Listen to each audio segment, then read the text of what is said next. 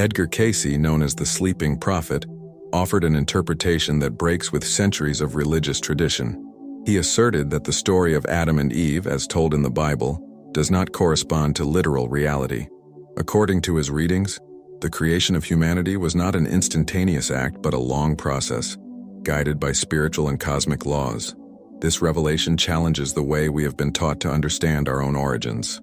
For Cayce, the beginning of humanity is intertwined with a much older history that dates back to prehistoric times in spiritual dimensions. He described how, before we had physical bodies, we were beings of pure energy and light. This spiritual condition gradually transformed until matter became a prison for the soul. The creation of Adam and Eve would be just one chapter in this journey, not the starting point. Most fascinatingly, Cayce saw this transition as part of a divine plan, but also as the fruit of soul's own choices. We were not simply placed on earth as a ready-made creation, but shaped through a spiritual and physical evolutionary process. This changes the common narrative, replacing a single event with a constantly evolving story. This vision also opens the door to a dialogue between science and spirituality. While science speaks of biological evolution, Cayce described an evolution of consciousness, reflected in the human body. The body would be merely the physical expression of a much deeper journey. This union of science and faith could transform our understanding of who we are. Cayce's narrative doesn't seek to destroy beliefs, but to expand them. He believed that the biblical story was encoded in symbols to convey spiritual truths in a way that was accessible to ancient cultures. When we understand this, we realize that Adam and Eve don't lose importance, but rather gain a much richer and deeper dimension. In the end, Cayce invites us to look at our origins not as a fixed story, but as a living mystery still being unraveled. What he presents to us is more than a story. It is a call to remember where we come from and what the purpose of our existence is. For Cayce, Adam and Eve were not just two people living in a literal garden, but universal symbols. They represented humanity as a whole, in its transition from spiritual purity to earthly experience. This interpretation completely changes the way we interpret Genesis, as it transforms the narrative from an isolated episode into a timeless portrait of the human condition. When speaking of archetypes, Cayce approaches the language of depth psychology, where symbolic figures convey eternal truths. Adam symbolizes the mind and reason, while Eve represents intuition and a direct connection with the divine. The fall would not be merely a mistake, but the beginning of individualized consciousness, with all its consequences. This approach also helps us understand why the story of Adam and Eve resonates across so many cultures, even under different names. In ancient mythologies, we always encounter a primordial couple who begins the human journey. For Cayce, this demonstrates that we are dealing with a spiritual code repeated in various traditions, adapted to each people. By understanding Adam and Eve as archetypes, we realize that the narrative doesn't just belong to the past, it lives on within each of us. We all face at some point the dilemma of obeying our inner voice or giving in to external temptations. This struggle is the true original sin, the disconnection from our divine essence.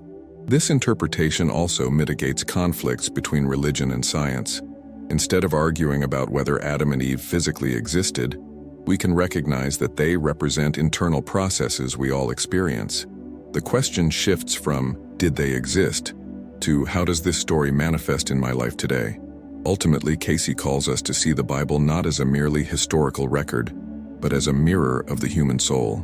Adam and Eve, then, are not just figures from a distant past, but reflections of who we are and who we can become. In Edgar Cayce's view, the so-called fall was not simply the eating of a forbidden fruit, but a critical moment when humanity lost full awareness of its divine origin. Before this point, souls lived in harmony with God, perceiving the unity of all creation. The fall symbolizes the voluntary separation from this connection, caused by the desire to experience life independently. This independence brought with it duality, good and evil, light and shadow, love and fear. By choosing material experience, early humans also accepted the limitations imposed by matter. Cayce describes this moment as the beginning of a cycle of learning, where pain and error became silent teachers. Contrary to what many interpret, Cayce did not see the fall as divine punishment. For him, it was a necessary stage in humanity's spiritual maturation. Just as a child needs to fall to learn to walk, souls needed to distance themselves to learn to return. Eden was not lost forever, but preserved until consciousness is ready to find it again. This reading profoundly changes the way we view our lives here on Earth. If we are not punished, but in the process of learning, each challenge takes on greater meaning. Suffering is not an accident, but a lesson in disguise, an invitation to reconnect with what has been forgotten. Cayce also emphasized that, even after the fall, the divine spark within each being never went out. It is this inner flame that drives us to seek something beyond the physical world, that leads us to question, dream, and have faith. The return to Eden is, in fact, a return to ourselves. By understanding the fall in this way, we realize that it is not just a distant event, but a process that still happens daily in our choices. Every time we turn away from love, we repeat the fall.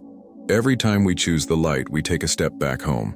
Edgar Cayce surprisingly stated that the Garden of Eden should not be found on a map, as it was not a physical place in the ordinary sense. For him, Eden represented a vibrational state of perfect harmony, where body, mind, and spirit were in balance, a plane of consciousness where the soul experienced wholeness and union with God.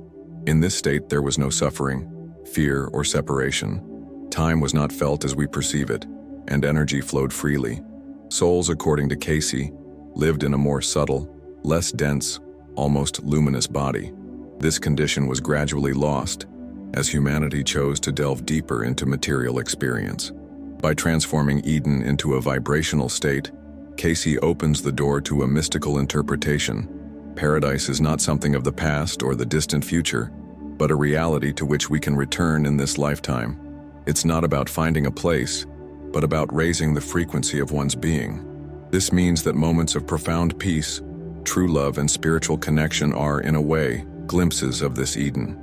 It is always present, but obscured by the noise of everyday life, worries, and attachment to material things. Recovering Eden is, then, an internal effort. Cayce also suggested that this vibrational shift can occur collectively. If humanity decides to reconnect with higher values, we can recreate a collective Eden, a civilization based on harmony. This concept brings hope, as it reminds us that paradise has not been destroyed, only forgotten. Thus, Eden is not a distant myth but a constant call. It pulsates in every sincere prayer, in every act of compassion, in every spiritual awakening. The path to it is not outside, but within, and begins with the decision to vibrate in tune with the divine. Edgar Cayce claimed that before Adam and Eve, there had already been developed peoples and civilizations on Earth. These cultures, often called pre-Adamic, inhabited different regions and possessed highly advanced spiritual and technological knowledge. Some of them, according to his readings, even originated in other planes or dimensions, and some of their wisdom was lost over time. These civilizations, such as Atlantis and Lemuria, frequently appear in Cayce's readings as cradles of souls who would later participate in the Adamic experience. This indicates that human history did not begin in Genesis but extends far beyond, into eras that defy our notion of time.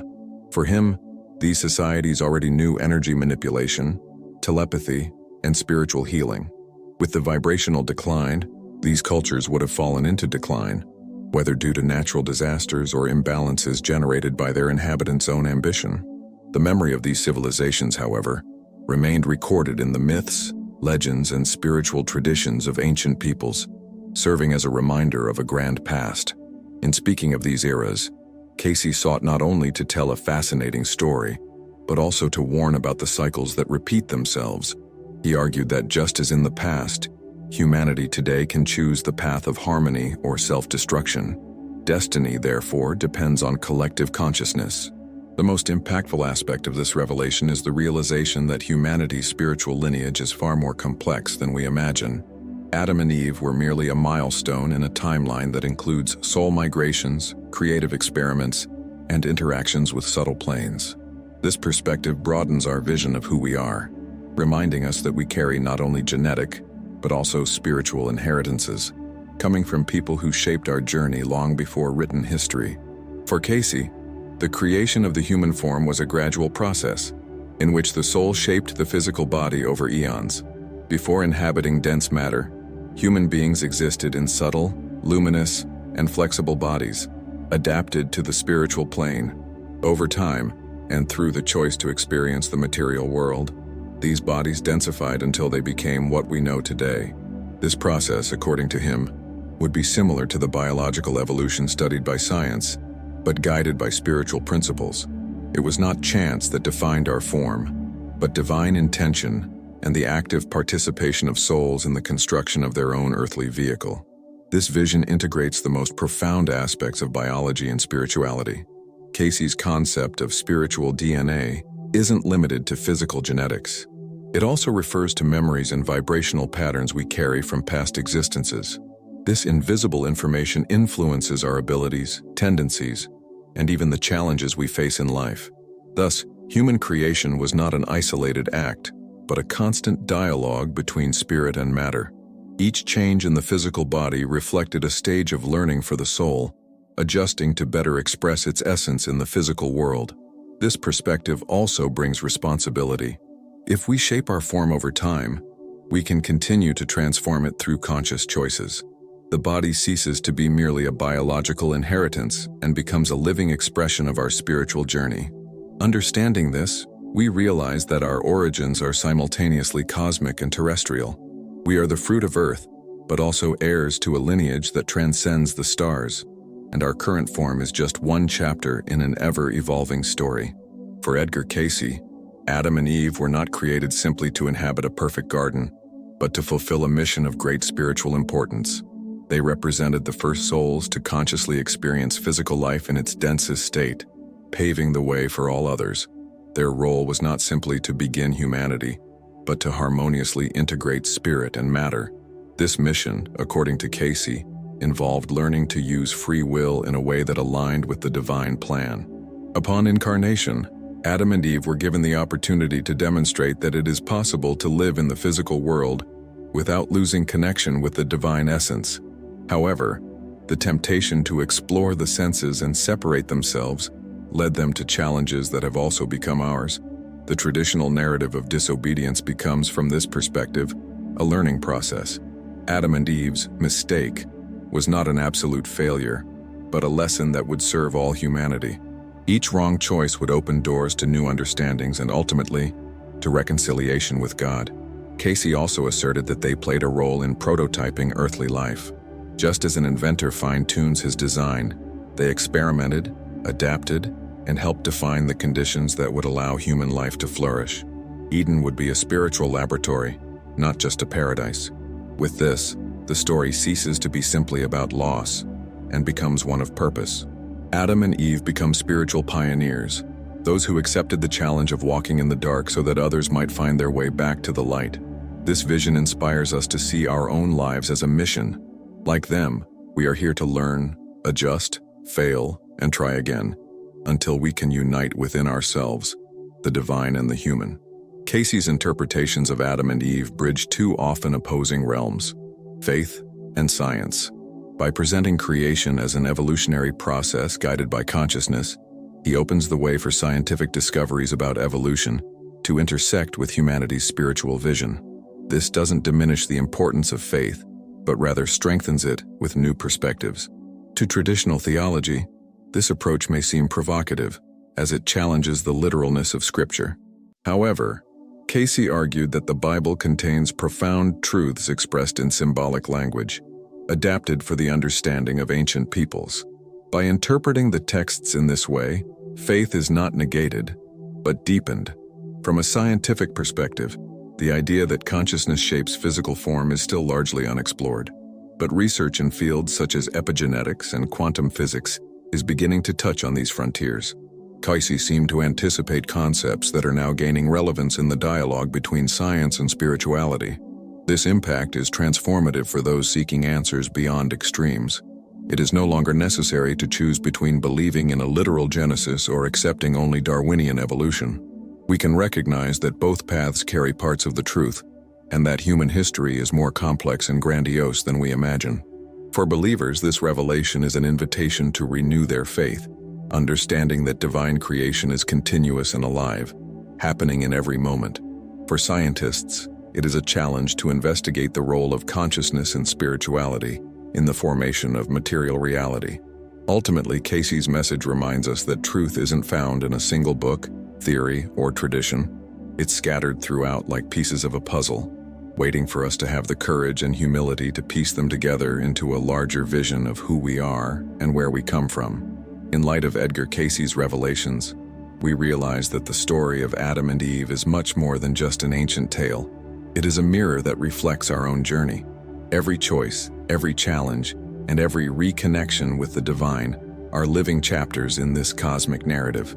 When we understand that our origins go beyond what we imagine, we open the door to a higher purpose and a more conscious search for our essence. Now, Eden is no longer just a distant memory, but a state we can reach here and now. And perhaps the greatest secret is that it has always been within us, waiting to be rediscovered. It's up to each of us to decide. Will we continue repeating the fall or take the next step toward the light? Do you believe Adam and Eve existed as real people or as profound symbols of our own souls? I'd love to hear your thoughts in the comments. Share your experience, and together we'll create a rich dialogue about this revelation. Your opinion can enlighten others' reflections.